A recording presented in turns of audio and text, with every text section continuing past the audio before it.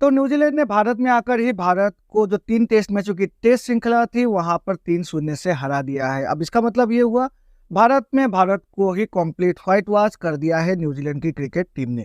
अब ये भारत के इतिहास में पहली बार ऐसा हुआ है जब भारत की टीम को भारत में ही यानी कि अपने घर में ही तीनों टेस्ट मैच को किसी भी टेस्ट टीम ने आकर हराया है और उसके बाद भारत को कंप्लीट व्हाइट वॉश कर दिया है। इससे पहले भारत के क्रिकेट इतिहास में ऐसा कभी भी नहीं हुआ था। तो ये काफी शर्मनाक एक जो रिकॉर्ड है वो भारत की टीम ने बनाया है under the captainship of Rohit Sharma और under the mentorship of Gautam Gambhir. अब ये जो टेस्ट मैच थी, ये जो टेस्ट मैच की सीरीज थी, इसको शुरू होने से पहले कहाँ ये अंदाजा लगाया जा रहा था इस सीरीज को जीतकर भारत की टीम जो वर्ल्ड टेस्ट चैंपियनशिप है उसके फाइनल में क्वालिफाई कर जाएगी और इस टेस्ट सीरीज के खत्म होने के साथ साथ ही जो वर्ल्ड टेस्ट चैंपियनशिप की फाइनल की क्वालिफिकेशन सिनेरियो है वो मेरे हिसाब से भारत के लिए कम्प्लीटली चकनाचूर हो चुकी है, क्योंकि इसके बाद भारत की टीम ऑस्ट्रेलिया का दौरा करने जा रही है और वहां पर 5 टेस्ट मैच खेलने जा रही है। अब इन 5 टेस्ट मैच में से भारत को तो मुझे लगता है 4 या फिर 5 ही टेस्ट मैच जीतने होंगे अगर उनको कुछ भी यहाँ पर आशा रखनी है जो टेस्ट चैंपियनशिप है उसके फाइनल के लिए क्वालिफाई करने की। और ये मेरे हिसाब से लगभग इम्पॉसिबल ही है ऑस्ट्रेलिया को जाकर 4 या फिर 5 टेस्ट मैच में हराना।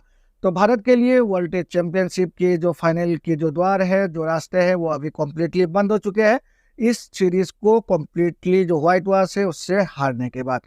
अब अगर इस टेस्ट सीरीज की बातें करें तो इस टेस्ट सीरीज में जो भारत की बल्लेबाजी क्रम है उन्होंने काफी ज्यादा निराश किया है। इसके बारे में तो आगे बातें करेंगे, लेकिन थोड़ी सी रिव्यू करके देख लेते हैं आखिर ये कैसी टेस्ट सीरीज थी जिसमें भारत ने इतनी बुरी तरह से अपना परफॉर्मेंस दिया है। अब इस टेस्ट सीरीज में कुल 3 टेस्ट मैच खेले गए थे। जो पहला टेस्ट मैच खेला गया था वो खेला गया था एम चिन्नास्वामी स्टेडियम यानी कि बेंगलुरु के स्टेडियम में। अब इस टेस्ट की जो पहली पारी थी यानी कि इस सीरीज की जो पहली पारी थी वहां पर भारत की पूरी टीम मैच 46 रनों पर ही सिमट चुकी थी। अब ये जो 46 रन थे ये 46 रनों का असर पूरी की पूरी सीरीज में दिखा, क्योंकि भारत की जो बल्लेबाजी क्रम है वो पूरे सीरीज में ही कंप्लीट प्रेशर में आती हुई दिखी। और जो न्यूजीलैंड के गेंदबाज है खासकर जो स्पिन गेंदबाजी है उसके सामने भारत की जो बैटिंग क्रम है, भारत की जो बैटिंग ऑर्डर है वो पूरे सीरीज में अंडर परफॉर्म करते हुए दिखी इस टोटल अगर हम सीरीज की बातें करें तो। अब पहला जो टेस्ट मैच खेला गया था वो बेंगलुरु में खेला गया था जहां पर 46 रनों पर भारत की टीम सिमट चुकी थी और ये जो 46 रन थे इसकी वजह से इस जो ये टेस्ट मैच थी इसको न्यूजीलैंड ने काफी आसानी से 8 विकेट से जीत लिया था। अब जो दूसरा टेस्ट मैच खेला गया था वो खेला गया था पुणे में और इस टेस्ट मैच में भी भारत की जो बैटिंग क्रम है दोनों ही पारी में काफी ज्यादा लड़खड़ाते हुए दिखी थी। अब दूसरे टेस्ट में भी भारत के बल्लेबाजों ने काफी ज्यादा निराश किया। पहली पारी में केवल 156 रन बनाए तो वही दूसरी पारी में भारत के बल्लेबाजों ने महज 245 रन बनाए। अब भारत की इसी फेल बल्लेबाजी की वजह से इस टेस्ट में भी भारत को न्यूजीलैंड के हाथों 113 रनों से हार मिली और इस तरह से भारत इस श्रृंखला को न्यूजीलैंड के हाथों हार चुकी थी। अब उसके बाद जब दोनों ही टेस्ट मैच हार गई और श्रृंखला भी हार गई, उसके बाद जो तीसरा टेस्ट मैच शुरू हुआ मुंबई के वानखेड़े स्टेडियम में, तो कुछ आशा तो यही थी भारत शायद अपनी जो जो नाक है जो इज्जत है उसे बचा लेगी यानी कि व्हाइट वॉश तो एटलीस्ट बचा लेगी। लेकिन इस टेस्ट में भी भारत के बल्लेबाजों ने काफी ज्यादा निराश किया। गेंदबाजी पूरी की पूरी सीरीज में भारत की अच्छी रही, खासकर स्पिन गेंदबाजी काफी ज्यादा अच्छी रही। रविंद्र जडेजा और वाशिंगटन सुंदर ने काफी अच्छी गेंदबाजी की पूरी सीरीज में और रवि अश्विन ने भी अच्छी गेंदबाजी की। विकेट उनको ज्यादा नहीं मिला लेकिन गेंदबाजी अच्छी हुई भारत के द्वारा। अब तीसरे टेस्ट की पहली पारी में भारत के गेंदबाजों ने अच्छी गेंदबाजी की और न्यूजीलैंड की बैटिंग को 235 रनों पे ही ऑल आउट कर दिया, लेकिन इसका फायदा भारत के बल्लेबाजों ने नहीं उठाया और भारत की बल्लेबाजी भी काफी ज्यादा लड़खड़ाते हुए दिखी। अब भारत के लिए इस जो ये पारी थी, पहली पारी थी थर्ड टेस्ट मैच की, वहां पर शुभमन गिल और ऋषभ पंत ने अच्छी बल्लेबाजी की और अंत में आकर वाशिंगटन सुंदर ने भी अच्छी बल्लेबाजी की जिसकी बदौलत भारत पहली पारी में एटलीस्ट लीड तो ले पाया और पहली पारी में भारत ने 263 रन बनाए। अब उसके बाद दूसरी पारी में भी भारत के गेंदबाजों ने अच्छी गेंदबाजी की और न्यूजीलैंड की टीम को महज 174 रनों पे ही ऑल आउट कर दिया और इस तरह से भारत को इस टेस्ट मैच को जीतने के लिए 147 रनों का लक्ष्य मिला। अब 147 रनों के लक्ष्य का पीछा करते हुए भारत के बल्लेबाजी ने काफी ज्यादा निराश किया और पूरी की पूरी बैटिंग क्रम महज 121 रनों पर ही ऑल आउट हो गई। अब ये जो 21 रन बनाए उसमें से तो 64 रन केवल ऋषभ पंत ने ही बनाए, तो बाकी के बाकी 10 बल्लेबाजों ने महज 57 रन ही जोड़े हैं इस जो चौथी पारी की अगर हम बातें करें। तो कंप्लीट फेलियर थी भारत की बल्लेबाजी इस पूरे के पूरे टेस्ट सीरीज की। और इस तरह से इस टेस्ट सीरीज में भारत ने अपने तीनों टेस्ट मैच न्यूजीलैंड के हाथों गंवा दिए, और इस तरह से पहली बार भारत अपने ही घर में किसी भी साइड के हाथों व्हाइट वॉश होकर काफी ज्यादा घटिया और काफी ज्यादा शर्मनाक रिकॉर्ड भारत ने बना डाला। अब भारत के अगर हम प्लेयर की स्टेट्स की बातें करें इस टेस्ट सीरीज की, तो बॉलरों ने अच्छी गेंदबाजी की, लेकिन जो बैट्समैन है उन्होंने काफी घटिया बल्लेबाजी की। और खासकर जो दिग्गज बल्लेबाज है, दो दिग्गज बल्लेबाज है, रोहित शर्मा और विराट कोहली ने काफी ज्यादा शर्मनाक बल्लेबाजी की इस पूरे के पूरे टेस्ट सीरीज में। अब दोनों ने ही 3 टेस्ट मैचों में 6 पारियां खेली, और 6 पारियों में एक पारी में दोनों ने ही अर्धशतक बनाए। लेकिन उसके बावजूद भी जो बाकी 5 पारियां थी उन पारियों में तो उन्होंने काफी ज्यादा घटिया बल्लेबाजी की। रोहित शर्मा की अगर हम बातें करें तो रोहित शर्मा ने अपने 6 पारियों में महज 91 रन ही बनाए, जहां पर 52 रन तो उन्होंने सिर्फ एक ही पारी में बना दिया था। तो बाकी के बाकी जो 5 पारियां उन्होंने खेली वहां पर उन्होंने सिर्फ 39 रन ही जोड़े। तो इसी से पता चलता है रोहित शर्मा की बल्लेबाजी कितनी ज्यादा घटिया रही थी इस टेस्ट मैच की। उनसे भी ज्यादा घटिया बल्लेबाजी की जो हमारे करंट एनआरआई बल्लेबाज है विराट कोहली। विराट कोहली तो आजकल भारत में रहते नहीं है, वो इंग्लैंड में रहते हैं, सिर्फ खेलने के लिए ही भारत आते हैं, तो उनको तो हम एनआरआई भारतीय अब कह सकते हैं। अब ये जो एनआरआई विराट कोहली जी है उन्होंने अपने 6 पारियों में महज 93 रन बनाए, और उनमें से भी 70 रन सिर्फ एक ही पारी में बनाए।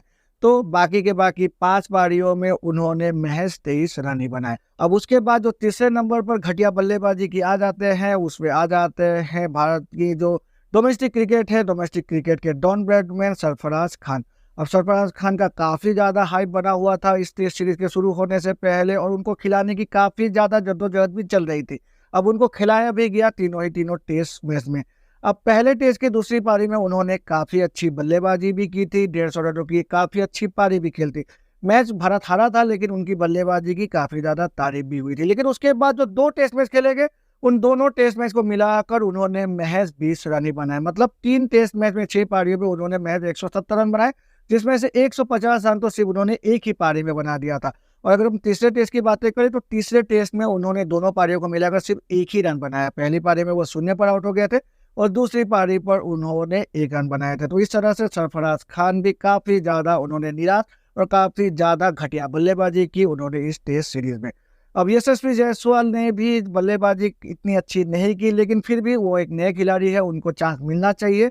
अब और उसके बाद अगर हम शुभमन गिल की बातें करें तो शुभमन गिल ने काफी अच्छी, मतलब जो नाक है शुभमन गिल और ऋषभ पंत ने ही इस टेस्ट सीरीज में भारत की बचाई।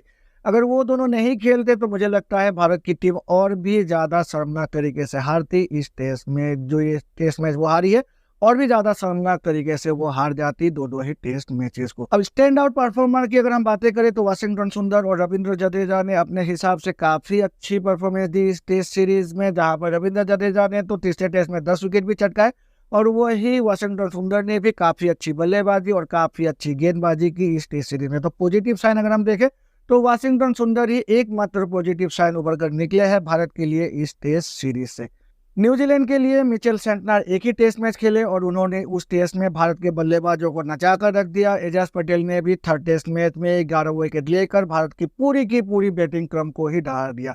तो इस तरह से जो न्यूजीलैंड के स्पिनर है उन्होंने भारत के स्पिनर के मुकाबले में काफी अच्छी गेंदबाजी की, और इसका एक पत्रकार मैं यही कहूंगा, भारत के जो अभी करंट सेट ऑफ बल्लेबाज है वो स्पिन इतनी अच्छी तरह से नहीं खेलते हैं। वो मुझे लगता है T20 के से डायरेक्टली उनको चूज किया जाता है। तो T20 क्रिकेट के लिए तो वो बने हुए हैं, जहां पर स्पिनर को इतनी अच्छी तवज्जो नहीं दी जाती है। लेकिन टेस्ट मैच में थोड़ी सी अगर स्पिन होने लग जाए गेंदबाजी, तो जो भारत के करंट सेट ऑफ बल्लेबाज है वो काफी ज्यादा लड़खड़ाने लग जाते हैं। अब ये सीरीज तो भारत काफी शर्मनाक तरीके से हार चुकी है। अब इसके बाद जो नेक्स्ट टेस्ट सीरीज होने जा रही है वो ऑस्ट्रेलिया में ही, ऑस्ट्रेलिया के अगेंस्ट में होने जा रही है, और करंट जिस तरह से बल्लेबाजी हुई है उसके हिसाब से मुझे नहीं लगता वहां भी एक भी टेस्ट में भारत की टीम जीत पाएगी। बांग्लादेश को हराकर तो हम काफी ज्यादा चौड़े हो चुके थे, वहां पर भी थोड़ी सी पहली टेस्ट में बांग्लादेश ने हिला दिया था, लेकिन रवि अश्विन और जडेजा की वजह से उस टेस्ट में भारत वाले मतलब वापसी कर चुकी थी। वापसी कर पाई थी और इसी की बदौलत बांग्लादेश को भारत ने हरा दिया था। लेकिन अब जब रियलिटी चेक मिल चुका है और उसके बाद अगर भारत की टीम अच्छी तरह से थोड़ी सी बदलाव नहीं करती है अपनी बैटिंग जो टेक्निक है वहां पर, तो ऑस्ट्रेलिया में तो काफी बुरी तरह से ये भारतीय टीम दरकराने जा रही है और काफी ज्यादा मतलब चौंकाने वाले रिजल्ट हमें दिखने मिल सकते हैं ऑस्ट्रेलिया में। करेंट फॉर्म के हिसाब से अगर देखें तो ऑस्ट्रेलिया फॉर्म फेवरेट है उस टेस्ट सीरीज को जीतने की, व्हाइट वॉश करने के लिए भी वो फॉर्म फेवरेट है। अब इमीडिएट सीरीज जो इसके बाद होने जा रही है वो 8 नवंबर से शुरू होने जा रही है साउथ अफ्रीका के अगेंस्ट में T20 सीरीज। अब T20 क्रिकेट तो मतलब T20 क्रिकेट ही है, वहां पर हार जीत तो मुझे नहीं लगता इतना फर्क पड़ता है। लेकिन फिर भी अगर एंटरटेनमेंट पर्पस की तरफ देखें तो T20 मैचेस को देखा जा सकता है। वहाँ की टीम भी एट प्रेजेंट काफी ज्यादा अच्छी दिखाई देती है भारत की जो अभी बनाई गई है under the leadership of Surya Kumar Yadav. अब मिलते हैं उसी सीरीज की रिव्यू को लेकर, तब तक के लिए goodbye and take care.